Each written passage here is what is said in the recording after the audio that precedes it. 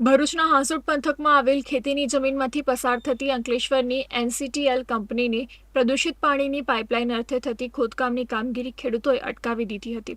ખેડૂતોએ જણાવ્યું હતું કે ખેતરમાં નવી પાઇપલાઇન નાખવા કંપની દ્વારા ખેડૂતોની પરવાનગી લીધી નહોતી। એનસીટીએલ કંપની દ્વારા પોલીસ બંદોબસ્ત સાથે હાંસોટમાં ખેતરમાં કંપનીનું પાણી જવા માટેની પાઇપો નખાતા ખેડૂતોનો વિરોધ થતાં કામ રોકવામાં આવ્યું હતું।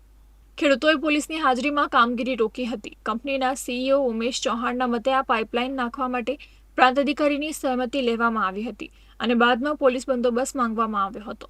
તેઓએ એવું પણ ઉમેર્યું હતું કે ખેડૂતો સાથે અગાઉ બેઠક યોજવામાં આવી હતી, પરંતુ ખેડૂતો બેઠકમાં હાજર રહ્યા નહોતા। આ બાદ આજે પોલીસ બંદોબસ્ત વચ્ચે પાઇપલાઇન નાખવાની કામગીરી હાથ ધરવામાં આવી હતી, પરંતુ કેટલાક ખેડૂતોએ તેનો વિરોધ કર્યો હતો કે અમારે જાણ વગર તમે ખેતરમાં કેમ પ્રવેશો છો એમ કરીને અમને અટકાવવામાં આવેલ। પરંતુ અમે એમને બતાવ્યું કે અમે બે મીટિંગ, ત્રણ મીટિંગ ખેડૂતો સાથે પણ કરી, એસડીએફ કચેરી ખાતે પણ કરી, મામલતદાર સાહેબની હાજરીમાં, પણ આ બાબતે કોઈ કામગીરી આગળ ધપી નહીં। એમની રજૂઆત અનુસાર બે વખત સર્વે કરવામાં આવ્યો અને પાક વળતર અંગે પણ ફરીથી વળતરની રકમ નક્કી કરવામાં આવેલ, છતાં પણ ત્યાંથી એ લોકોએ સ્વીકારેલ નહીં આ બાબત માટે અને મિટિંગમાં ત્યારબાદ આવેલ પણ નહીં। પછી એસડીએમ ખાતે એવું નક્કી કરવામાં આવ્યું કે ભાઈ ઝડપી કામગીરી કરો ને આ કામ ડિલે થાય છે તો તમે પોલીસ પ્રોટેક્શન સાથે પણ રહી અને કામગીરી આગળ ધપાવો। એ બાબત અમે કાર્યપાલક ઇજનેર શ્રી જીઆઈડીસી દ્વારા પોલીસ પ્રોટેક્શનની કાર્યવાહી કરાવી અને ત્યારબાદ પોલીસ પ્રોટેક્શન મળેથી અમે કામગીરી આગળ શરૂ આજ રોજ કરવામાં આવેલ, પરંતુ અમુક ખેડૂતો દ્વારા અટકાવવામાં આવેલ।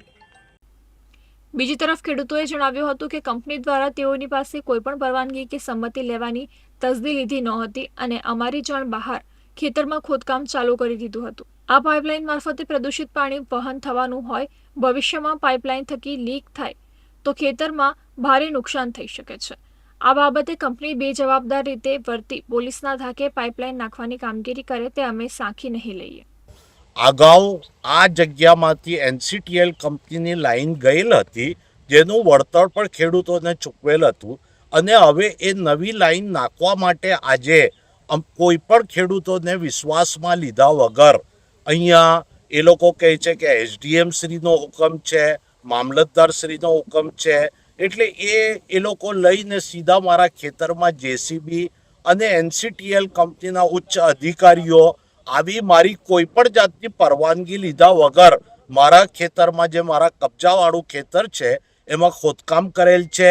એટલે અત્રે હું સુરત રહું છું, એટલે સુરતથી મારે તાત્કાલિક આવવું પડ્યું અને મેં એ સાહેબશ્રીઓને વિનંતી કરી કે અમારી મંજૂરી વગર આપ શ્રી અમારા ખેતરમાં પ્રવેશ કઈ રીતના કરી શકો, કારણ કે આ લાઈનમાંથી જે પાણી જવાનું છે એ બહુ જ દૂષિત છે। કદાચ જો લાઈન લીકેજ થાય અને ખેતરોમાં પાણી ફેલાય, આવનારા દિવસોમાં ટૂંક સમયમાં જ આ જમીનોને બંજર બનાવી દેશે।